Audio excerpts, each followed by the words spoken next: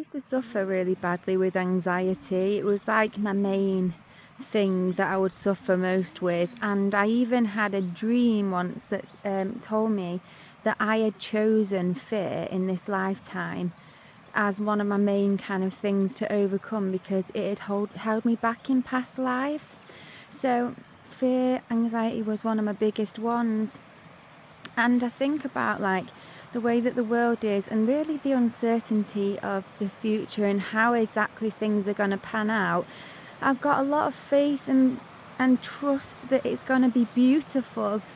However, sometimes the events of change, it can almost be ungrounding, especially if you already feel ungrounded. And if I still had my anxiety, I would probably be really struggling right now. So I wanted to give a bit of advice or hints or tips on how I managed my anxiety when I had it.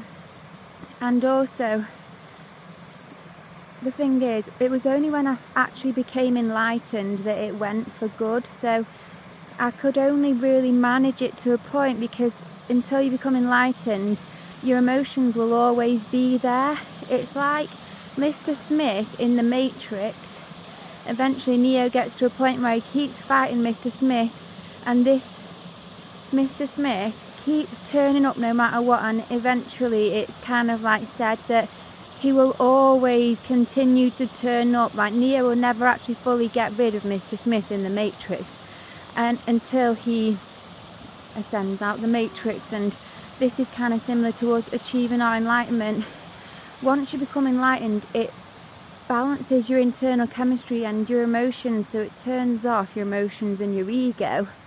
And so this is what the Buddha taught. If I was uncertain in the world right now and I still had my anxiety, one of the things I was doing was smoking weed and cigarettes, which didn't help because it was a physical addiction, and I had an eating disorder where I was just not eating properly.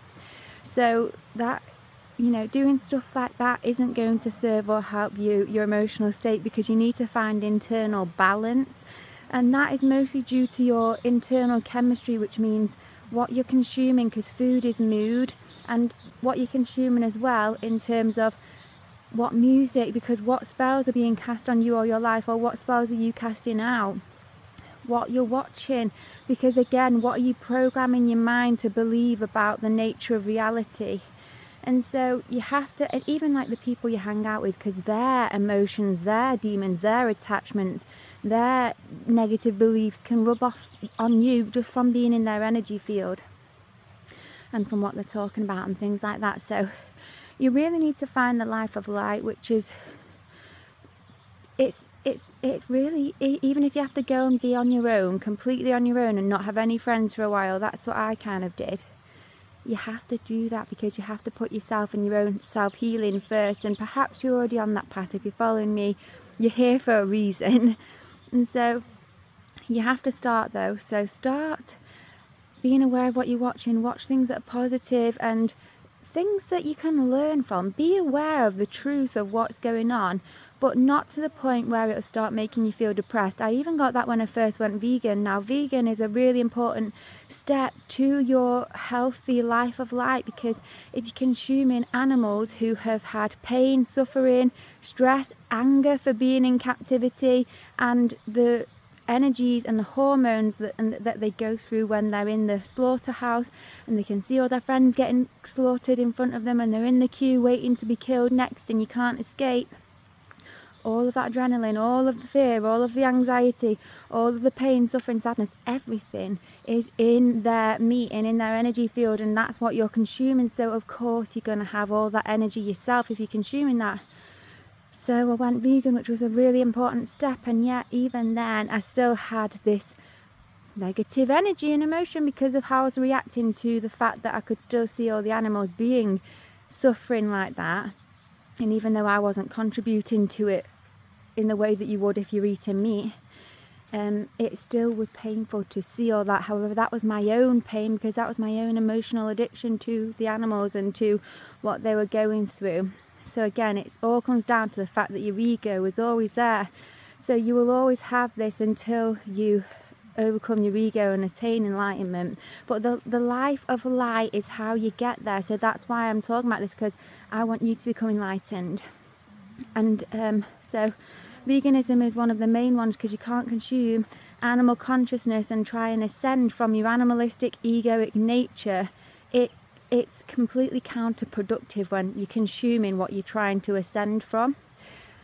And then I went raw vegan. Now, eating raw fruit and vegetables, and stop eating junk food like wheat, refined carbs, sugar, which is refined sugar. Natural sugar in fruits is okay, coconut sugar and things like that. It's refined sugar, which is the white sugar. It's like crack. I started eating really healthily because food is mood. And so what I found is the biggest impact that ever had on my life and my anxiety was obviously giving up smoking and weed and stuff, but most of all it was the food. So food is mood, and that completely changed my internal chemistry, because when you eat better and you eat well, your body's getting all the nutrients it needs. It fills your aura with light, and so it protects you on a spiritual level.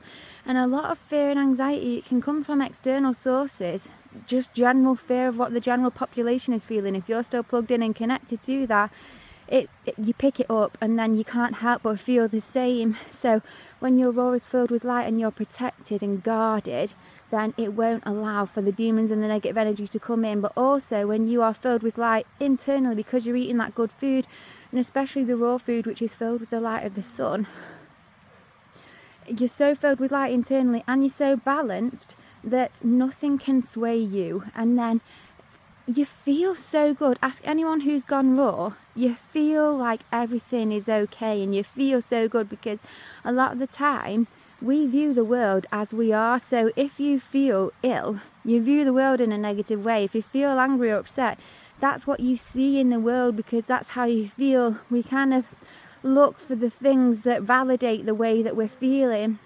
And so instead, when you feel good, you feel so good inside, you feel so good and bliss when you eat raw food, you start to see the good in the world, and that really helps as well.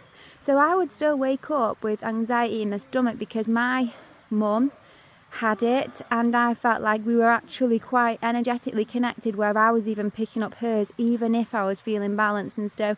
And so until I attained enlightenment, I never truly got rid of it completely, but those things really helped. And if you are feeling a bit uncertain or ungrounded, I believe those will help you as well. A last thing is just going out in nature and going for walks, but ground at the same time. So use a staff or use some grounding shoes like I've got on here. I've done a video on how to make your own grounding shoes, but ground to the earth, because that grounds any negative energy and fear and anger that you picked up. Also learn magic, because if you do pick up negative energy again, you can flip it back onto those who sent it to you or transmute it. So energy work is going to be really important from now on, forever, for as long as we're here. And connect to God and just pray to God and have faith and trust in God. And when you connect to Him more and more, and you see Him working in your life and your light, and you realise He is looking after you, that really helps as well.